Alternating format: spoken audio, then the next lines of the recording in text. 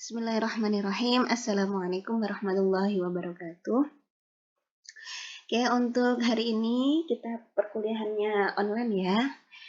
Nah, kita melanjutkan materi yang kemarin. Kalau kemarin kita sudah membahas RPP mulai dari identitas, kemudian KI, KD, sampai pada penilaian dan berakhir pada pembelajaran remedial sampai pembelajaran pengayaan. Nah, hari ini kita akan mempelajari tentang silabus. Apa sih silabus itu? Silabus adalah seperangkat rencana dan pengaturan tentang kegiatan pembelajaran, pengelolaan, dan penilaian hasil belajar selama 1 semester. Jadi silabus ini lebih bersifat umum daripada RPP. Kalau RPP itu lebih detail. Kalau silabus hanya sebatas tentang kegiatan pembelajaran, pengelolaan, dan penilaian. Namun di sini yang perlu digarisbawahi bahwa silabus itu dibuat untuk 1 semester. Jadi kalian melihat di dalam buku ajar 1 semester itu ada berapa bab. Misalnya ada 5 bab, maka silabusnya juga terdiri dari 5 bab. Oke, selanjutnya apa saja komponen yang harus muncul di dalam silabus? Nah, komponen silabus di sini hanya ada 8 saja. Yang pertama ada identitas sekolah, jangan lupa ya. Jadi paling atas itu harus ada identitas sekolah. Nanti silahkan ditulis satuan pendidikannya apa, mata pelajarannya apa, kelas apa, dan semester berapa. Kemudian kompetensi inti. Selanjutnya kompetensi dasar. Masih ingat kompetensi inti dan kompetensi dasar? Mahasiswa tidak boleh ngarang sendiri. Kemudian setelah itu ada materi pokok. Di sini cukup ditulis judulnya saja. Kemudian kegiatan pembelajaran. Kegiatan pembelajaran di sini berbeda dengan kegiatan pembelajaran yang ada pada RPP. Kegiatan pembelajaran dalam silabus itu ditulis per KD. Selanjutnya penilaian. Nah, dalam penilaian di silabus itu kalian hanya menyebutkan jenis dan bentuknya saja. Jadi tidak perlu membuat instrumen seperti minggu lalu yang sudah saya jelaskan dalam RPP. Selanjutnya yang ketujuh ada alokasi waktu. Alokasi waktu di sini juga per bab. Kalian mau mendesain satu bab untuk berapa tatap muka? Nah, di situ ditulis. Misalnya 2 kali tatap muka atau 3 kali tatap muka, lah itu berapa menit. Kemudian yang terakhir adalah sumber belajar. Ditulis referensi-referensi yang digunakan. Untuk sumber belajar tidak boleh hanya hanya buku ajar siswa. Guru harus mengembangkan lagi dengan mencari sumber-sumber lain yang relevan dengan bab itu. Oke, cukup simpel ya pembuatan silabus daripada RPP. Langsung saja, bagaimana implementasinya, bagaimana praktiknya, seperti apa sih contohnya. Nah, di sini saya sudah sediakan contoh silabus pembelajaran. Nah, yang paling atas ini yang saya blok namanya adalah identitas. Nah, di sini kalian tulis satuan pendidikannya apa? Mau MI, MTS, atau MA misal. Kemudian mata pelajarannya akidah akhlak, kelas berapa, semester berapa, ganjil atau genap. Nah, mengapa harus tertera ganjil atau genap? Karena silabus tadi adalah dibuat untuk 1 semester.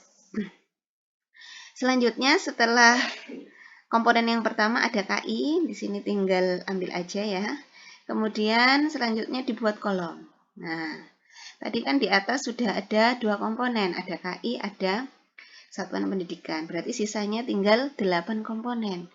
Sisanya tinggal 6 komponen. Nah, 6 komponen di situ ada KD, materi, kegiatan, penilaian, alokasi waktu, dan sumber belajar. Ini dibuat kolom seperti ini. Nah, selanjutnya silakan ditulis KD-nya per bab. KD bab 1 apa saja? 1.1, 2.1, 3.1, 4.1. Nah, ini untuk bab 1. Dilanjut lagi, bab 2-nya KD-nya apa saja? Silahkan ditulis 1.2, 2.2, 3.2, dan seterusnya. Bab 3 juga ditulis sampai bab yang terakhir yang ada di dalam semester itu, ya. Jadi menulisnya seperti itu, KD-nya sudah ditulis lengkap.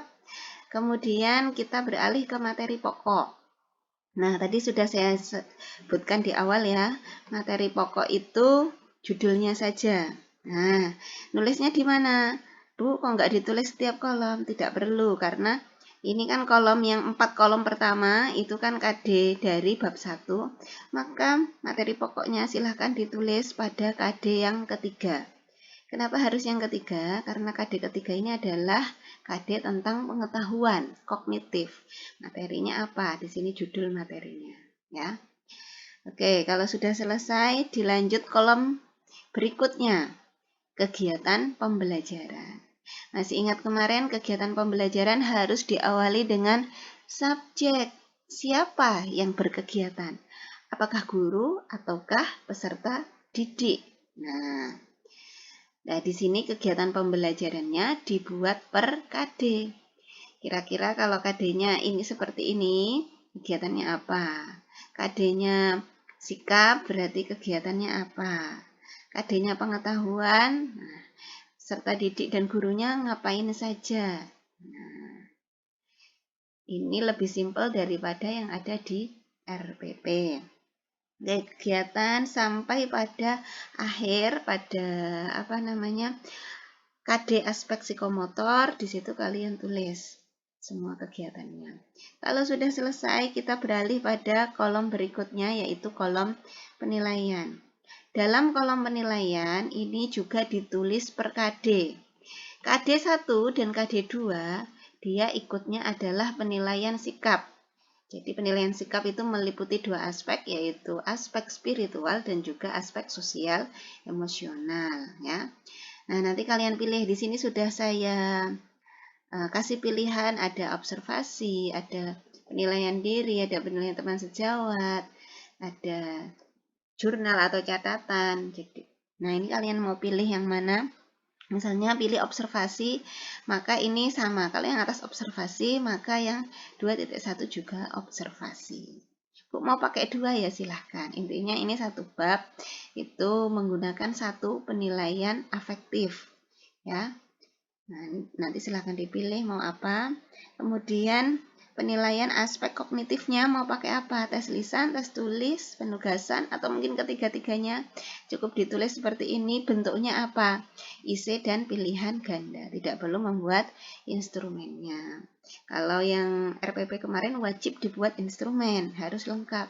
Kalau untuk silabus tidak perlu. Kemudian yang terakhir adalah ini, aspek psikomotor.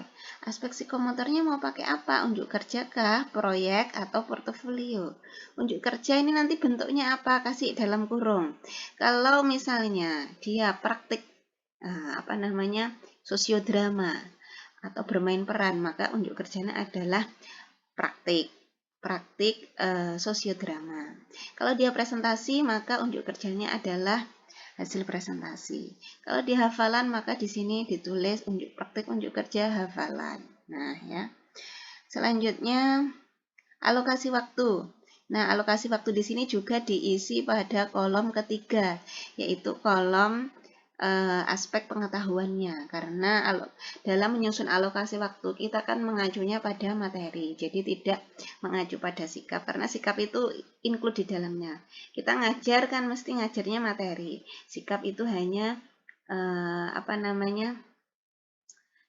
diperhatikan, diobservasi di dalam kelas sambil kita memberikan sebuah materi. Oleh karena itu, alokasi waktu ditulis pada KD yang ketiga, yaitu aspek pengetahuan. Mau dibuat berapa kali pertemuan bab ini? Oh, misalnya 2 tatap muka, maka berapa menit? Nah, 1 menitnya kan 2 JPL, 2 kali 35 menit. Kalau 2 tatap muka berarti 4 kali 30 menit. Nah, 35 menitnya ini nanti menyesuaikan satuan pendidikannya, apakah MI, MTS, atau MA. Yang terakhir adalah kolom sumber belajar. Nah, silakan ini nanti diisi ya. Sumber belajarnya, tentu saja kalau sumber belajar itu ditulis pada KD yang aspek kognitif, pengetahuan. Ini sumber belajarnya apa saja? Jangan hanya menulis buku guru dan buku siswa. Harus ada buku referensi lain yang digunakan sebagai sumber belajar. Oke, dari sini semoga bisa dipahami apa yang saya jelaskan tentang pembuatan silabus.